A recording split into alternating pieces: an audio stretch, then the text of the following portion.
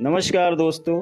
अभी पितृपक्ष या श्राद्ध पक्ष जिसमें हम अपने पूर्वजों या पितरों का आशीर्वाद ग्रहण करते हैं एवं उनकी आत्मा की शांति के लिए हमें शास्त्रों विधि अनुसार जो बताए गए जो नियम हैं उनके अनुसार हम उनकी मुक्ति के लिए पिंडदान एवं अन्नदान करते हैं, जिससे हमारे पूर्वजों को शांति मिलती है। और जब हमारे पूर्वजों को शांति मिलती है तो वो प्रसन्न होकर हमें आशीर्वाद देते हैं, जिससे हमारे परिवार में सुख समृद्धि और तमाम प्रकार की खुशियाँ मिलती हैं, जिससे हम अपने आप को सुखीमय जीवन व्यतीत करते हैं और मनचाही शक्तियों को प्राप्त कर सकते हैं। श्राद्ध पक्ष जिसमें एक कहा जाता है कि यह जो 15 दिन हैं ये बहुत ही महत्वपूर्ण दिन होते हैं। इनमें हम अपने पितरों का बड़ी सहजता से और सरलता से आशीर्वाद प्राप्त कर सकते हैं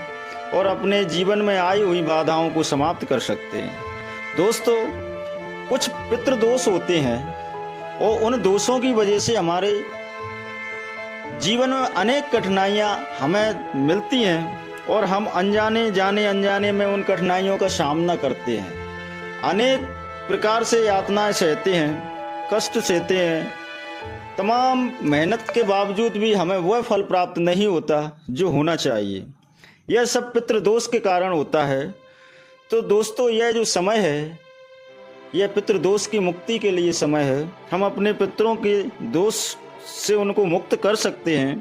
पितृदोष से आशय है कि हमारे पूर्वज जिनकी मृत्यु कई कारणों से हो जाती है, गृह कलेश, आत्महत्या या किसी भी ऐसी मौत जो मौत मतलब सामान्य मौत नहीं होती, जिससे उनकी आत्माएं भटकती रहती हैं, और उन आत्माओं की मुक्ति के लिए यह खास 15 दिन रहते हैं, जिसमें हम उनकी आत्माओं की शांति के लिए कुछ तर्पण किए जाते हैं और उस तर्पण से उनकी आत्मा को शांति मिलती है। और उनकी शांति जब आत्मा को मिलती है तो वो हम पे प्रसन्न होते हैं और हमें ऐच्छिक वरदान प्रदान करते हैं। तो दोस्तों, कुछ पितृदोष के बारे में मैं आपको बताना चाहता हूँ कि श्राद्ध पक्ष में पितरों के नाम पर किए गए तर्पण और श्राद्ध में धूप दान, तर्पण, पिंडदान, ब्राह्मण भोज से पितरों को तृप्त किया जा सकता है ताकि पितृदोष से मुक्ति मिले। विभिन्न देवताओं, ऋषियों, मुनियों तथा पितृदेवों को तिल मिश्रित जल अर्पित करने की क्रिया तर्पण कहलाती है और तर्पण करना पिंडदान करना कहलाता है। पिंडदान में पिंड बनाकर भी दान किया जाता है। पुराणों में ये कहते हैं कि सबसे बड़ा पुत्र अपने पिता तथा अन्य पूर्वजों का श्राद्ध तथा पिंडदान कर सकता है। यदि बड़ा पुत्र ना हो तो फिर छोटा पुत्र इस विधि को कर सकता है।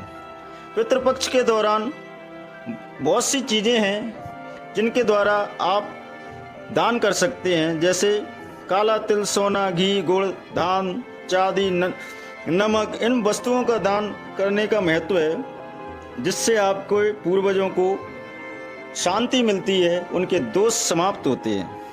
पितृदोष के लिए सबसे महत्वपूर्ण जो उपाय भगवान श्री कृष्ण ने बताया वो अर्जुन को बताया, जिसमें 30 श्लोक हैं और 30 श्लोकों को जो कोई सुनता है उसके पूर्वज को 100% ये बिल्कुल उसमें कोई संदेह नहीं है, उनको मुक्ति मिलती है।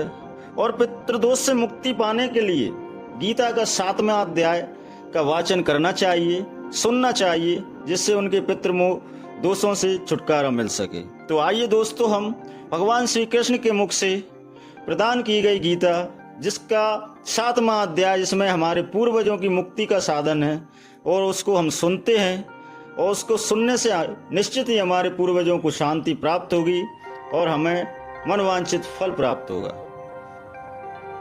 मम्या शक्तिमनः पार्थ योगम युग जन्मदाश्रय असंशय समग्र माम यथा ज्ञानस्य तृक्षणम। भगवान श्री कृष्ण कहते हैं कि हे प्रथापुत्र, अब उसको सुन जिससे तू योग का अभ्यास करते हुए मुझ में अनन्य भाव से मन को स्थिर करके मेरी शरण होकर संपूर्णता से मुझको बिना किसी संशय से तू जान सकेगा। आगे कहते हैं, ज्ञानम ते हयम सविज्ञानम इदम वक्ष्यायम शेषतः यज्ञा ज्ञात्वम नेहम वयोभूतम ज्ञात्वमयम शिष्यते। अर्थात अब मैं तेरे लिए उस परम ज्ञान को अनुभव सहित कहूँगा जिसको पूर्ण रूप से जानने के बाद भविष्य में इस संसार में तेरे लिए कुछ भी जानने योग्य शेष नहीं रहेगा। भगवान आगे कहते हैं, मनुष्याणाम सहस्त्रेषु कंचियदति सिद्ध्यते यत तमामपि सिद्धानाम कंचियति माम वेति तत्वा। अर्थात हजारों मनुष्यों में से कोई एक मेरी प्राप्ति रूपी सिद्धि की इच्छा करता है और इस प्रकार सिद्धि की प्राप्ति के लिए प्रयत्न करने वाले मनुष्यों में से कोई एक मुझको तत्व रूप से साक्षात्कार सहित जान पाता है। भगवान श्री कृष्ण अर्जुन से कहते हैं, हे अर्जुन, ध्यान लगा के मेरे इन श्लोकों को आप सुने। आगे कहते हैं, भूमि परायो नपो वायुम खम मनो बुद्धि रेपेन च अहंकारम यतीम में भिन्ना प्रकृति अर्जिष्टा। पृथ्वी जल अग्नि वायु आकाश मन बुद्धि और अहंकार, ऐसे यह 8 प्रकार के भेदों वाली तो मेरी जड़ स्वरूप अपरा प्रकृति है। अपरे मिथ्या स्थित्वम प्रकृति विद्धि में पराम जीव भूता वहा महावायो ये दर्याते जगता। हे अर्जुन, महावायु अर्जुन, परंतु इस जड़ स्वरूप अपरा प्रकृति यानी माया के अतिरिक्त अन्य चेतन दिव्य स्वरूप परा प्रकृति यानी आत्मा को जानने का प्रयत्न कर, जिसके द्वारा जीव रूप से संसार का भोग किया जाता है। आगे कहते हैं, एत ध्वनित भूतानि सर्वाणि त्यपधार्यता अहम कृत्यश्चन जगत प्रभव प्रलयस्यता। हे अर्जुन, तू मेरी इन जड़ तथा चेतन प्रकृति को ही सभी प्राणियों के जन्म का कारण समझ और मैं ही इस संपूर्ण जगत की उत्पत्ति तथा प्रलय का मूल कारण हूँ। मम परमंतरम नायकम किंचिंत्यति स्थितम धनंजय ममम सर्वमिद्यम प्रोक्त सूत्रेण मति गणा युवा। हे धनंजय, मेरे अतिरिक्त अन्य कुछ भी नहीं है। जिस प्रकार माला में मोती धागे पर आश्रित रहते हैं, उसी प्रकार यह संपूर्ण जगत मणियों के समान मुझ पर ही आश्रित है। आगे भगवान प्रकृति में भगवान के स्वरूप का प्रसार करते हैं। वे कहते हैं, रसोऽहं मस्तु कौन्ते प्रभारस्मिन् शशि सूर्यो प्रणम सर्वदेवेषु शब्दम खे पुरुषम नृषु। हे कुंती पुत्र, मैं ही जल का स्वाद हूँ, सूर्य तथा चंद्रमा का प्रकाश हूँ, समस्त वैदिक मंत्रों में मैं ओमकार हूँ, आकाश में ध्वनि हूँ और मनुष्यों द्वारा किए जाने वाला पुरुषार्थ भी मैं ही। आगे कहते हैं कि पुण्यो गंध्या पृथिव्या च तेजस्वम विभावसो जीवनम सर्वभूतेषु तस्य श्यामस तब स्वसु। हे अर्जुन, मैं पृथ्वी में पवित्र गंध हूँ, अग्नि में ऊष्मा हूँ, समस्त प्राणियों में मैं वायु हूँ और प्राण हूँ और तपस्या में मैं तप हूँ।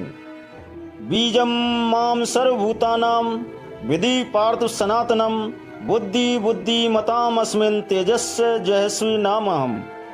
हे प्रथापुत्र, तुम मुझको ही सभी प्राणियों का अनादि अनंत बीज समझ। मैं बुद्धिमानों की बुद्धि और तेजस्वियों मनुष्यों का मैं तेज हूँ। बलम बलवंताम चाहम काम गारकम वृजतम धर्मा वृद्धो भूतेशी कामो अस्मिन् भरतसम। हे भरत श्रेष्ठ अर्जुन, मैं बलवानों का कामना रहित और आसक्त रहित बल हूँ और सब प्राणियों में धर्मानुसार शास्त्रानुसार विषयी जीवन हूँ। ये चेव सातित्वाम भाम राजास्व मजास्यश्रय मत एवं तदाम्बी ना त्वं तेषु ते मयम। प्रकृति के 3 गुण हैं। कौन कौन से? कि सत्गुण, रजगुण और तम गुण से उत्पन्न होने वाले भाव सबको तू मुझसे उत्पन्न होने वाले समझ, परंतु प्रकृति के गुण मेरे अधीन रहते हैं, मैं उनके अधीन नहीं हूँ। अब आगे भगवान कहते हैं, भक्त और अभक्त दोनों के बारे में बताते हैं कि त्रिभुवन गुणात्म भय भैर्यत सर्वमिदम जगतः मोहितम ना भी जानामि मामेन परम भयम। प्रकृति के ये 3 गुणों से उत्पन्न भावों द्वारा संसार के सभी जीव मोहग्रस्त रहते हैं। इस कारण प्रकृति के गुणों के अतीत मुझ परम अविनाशी को नहीं जान पाते। आगे कहते हैं, देवी हेश्वरा गुणमयी मम मया दुरात्मया मामेन ये प्रपमद्येत मया मेताम तरंतिते। ये तीनों दिव्य गुणों से युक्त मेरी अपराशक्ति स्वरूप माया को पार कर पाना असंभव है, परंतु जो मनुष्य मेरे शरणागत हो जाते हैं वह मेरी इस माया को आसानी से पार कर सकते हैं। ना माम दुष्कृत्यो मूर्ता प्रबुधन्ने नराधमा मयाम हित ज्ञानाम असुरम भाव माश्रिता। हे अर्जुन, मनुष्यों में अधर्मी और दुष्ट स्वभाव वाले मूर्ख लोग मेरी शरण नहीं करते या मेरी शरण को ग्रहण नहीं करते। ऐसे नास्तिक स्वभाव धारण करने वालों का ज्ञान मेरी माया द्वारा हर लिया जाता है। चतुर्विद्या भजन्ते माम जना सुकृति नो अर्जुन आतो जिज्ञासु सुरपार्थी ज्ञानी च भरतस्व। हे भरत श्रेष्ठ अर्जुन, 4 प्रकार से उत्तम कर्म करने वाले, आर्त दुखों से निवृत्त यानी चाहने वाले, अर्थार्थी धन संपदा चाहने वाले, जिज्ञासु केवल मुझे जानने की इच्छा जानने वाले, और चौथा ज्ञानी जो मुझे ज्ञान से जानने वाले परम भक्त मेरा स्मरण करते हैं। तेषाम ज्ञानी नित्यम युक्तम एक भक्ति विशिष्यते प्रियो ही ज्ञानी अहम मर्त अहम च मम प्रिय। इनमें से वह ज्ञानी सर्वश्रेष्ठ है जो सदैव अनन्य भाव से मेरी शुद्ध भक्ति में स्थित रहता है, क्योंकि ऐसे ज्ञानी भक्ति को मैं अनन्य प्रिय होता हूँ और मुझे अत्यंत प्रिय होता है। उदारा सर्वे तो ज्ञानी त्वामेत में मतम आस्तिम च युक्तानाम मामेम बा युक्तम गतिम। अर्थात यद्यपि ये चारों प्रकार के भक्त उदार हृदय वाले होते हैं, परंतु मेरे मत के अनुसार ज्ञानी भक्त तो साक्षात मेरा ही स्वरूप होता है, क्योंकि वह स्थिर मन बुद्धि वाला ज्ञानी भक्त मुझे अपना सर्वोच्च लक्ष्य जानकर मुझ में ही स्थित रहता है। भगवान आगे कहते हैं, बहुना जन्म जा मनते ज्ञानम वानमा प्रपद्यते वासुदेव सर्वमिति स महात्मना सुदुर्लभा। अर्थात अनेकों जन्मों के बाद अपने अंतिम जन्म में ज्ञानी मेरी शरण ग्रहण करता है, उसके लिए सभी के हृदय में स्थित सब कुछ मैं ही होता हूँ। ऐसा महात्मा अत्यंत दुर्लभ होता है।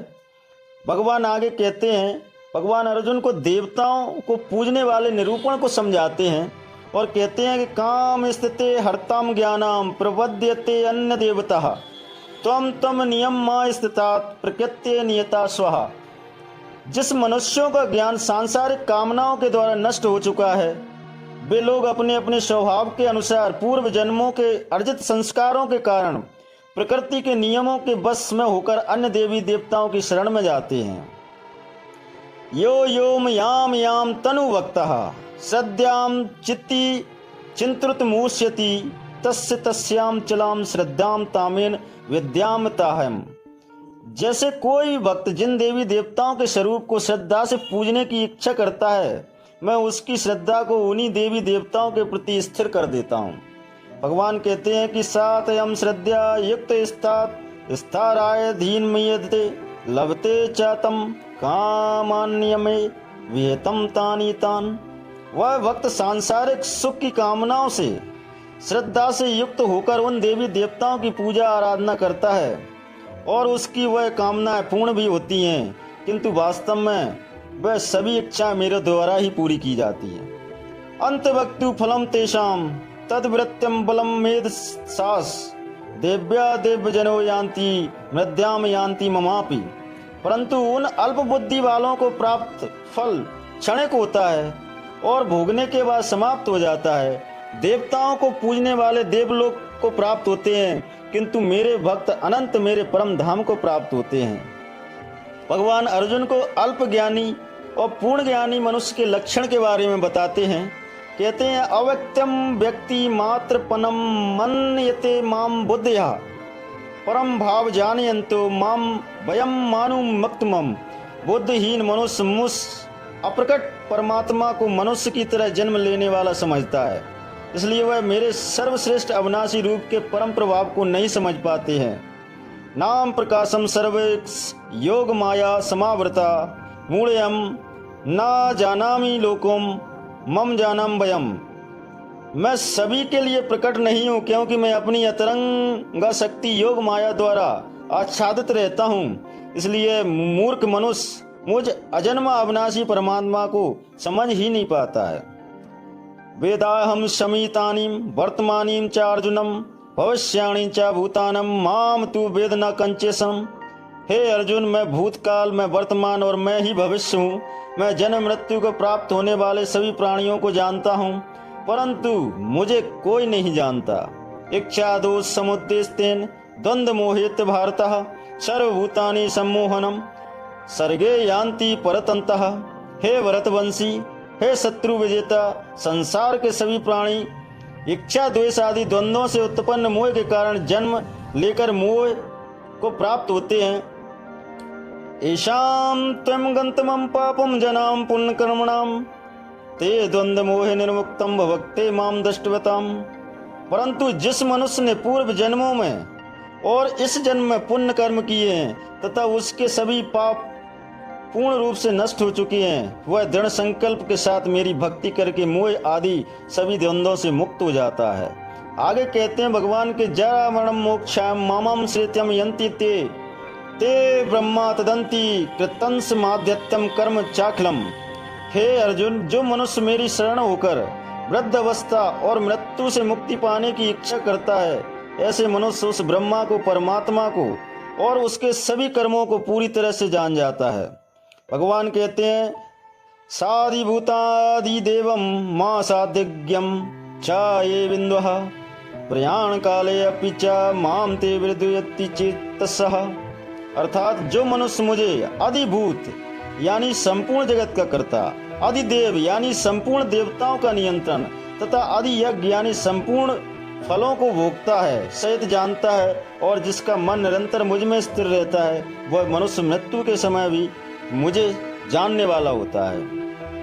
भगवान श्री कृष्ण ने अर्जुन के लिए ये 30 श्लोकों में उनके पूर्वजों को उनके उद्धार के लिए, मनुष्य के उद्धार के लिए उस एक आत्मज्ञान का दर्शन कराया। भगवान कृष्ण ने बताया कि जो कुछ भी होता है सब मेरी इच्छा से होता है। और यह जो श्लोक हैं भगवान श्री कृष्ण ने अर्जुन को ये आत्मसात कराया कि संसार में सब कुछ मैं ही हूँ, मेरे से ही सारा जीवन है, मेरे में ही मृत्यु है, जो कुछ भी ज्ञान बुद्धि है वो सब मेरे द्वारा ही है। मुझे मनुष्य ज्ञान रूप से प्राप्त कर सकता है, भक्ति रूप से प्राप्त कर सकता है, गुण रूप से प्राप्त कर सकता है। अनेक प्रकार से उन्होंने अपने रूप का वर्णन किया है।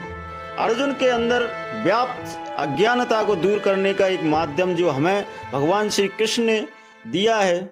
और यह श्लोक जो कोई भी सुनता है, यह इसमें कोई संदेह नहीं है, उसके पूर्वजों को शांति मिलती है, उसको शांति मिलती है, उसके घर में आने वाली अनेक बाधाएं इन श्लोकों को सुनने से ही दूर हो जाती हैं।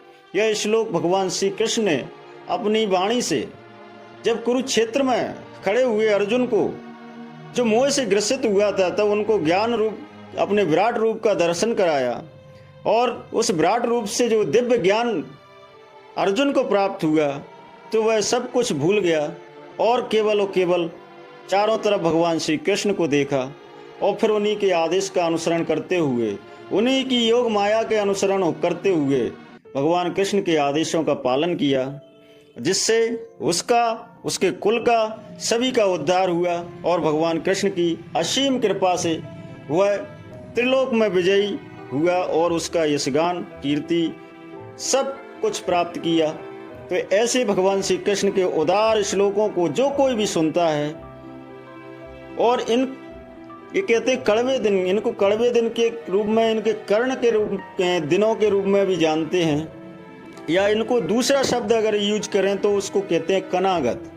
ये कनागत के रूप में भी इन दिनों में भगवान कृष्ण के ये गीता का 7वां अध्याय जो कोई भी सुनता है, निश्चित ही उसको उसके पूर्वजों को सदगति मिलती है, उनकी भटकती हुई आत्मा को शांति मिलती है। और जब उनको शांति मिलती है तो उनके पितृ अपने परिवार को आशीर्वाद प्रदान करते हैं, जिससे पूरा परिवार सुखमय जीवन व्यतीत करता है और वह पितृ दोषों से मुक्ति मिलती है। तो दोस्तों, आज आपने जाना इस ज्ञान रूपी विराट रूपी स्वरूप को जो भगवान कृष्ण ने इस गीता के माध्यम से हम सबको दिया है। तो भगवान श्री कृष्ण की जय बोलते हुए इस कहानी को, इस कथा के महत्व को यहीं समाप्त करते हैं। जय श्री राधे, जय श्री राधे, जय श्री कृष्ण।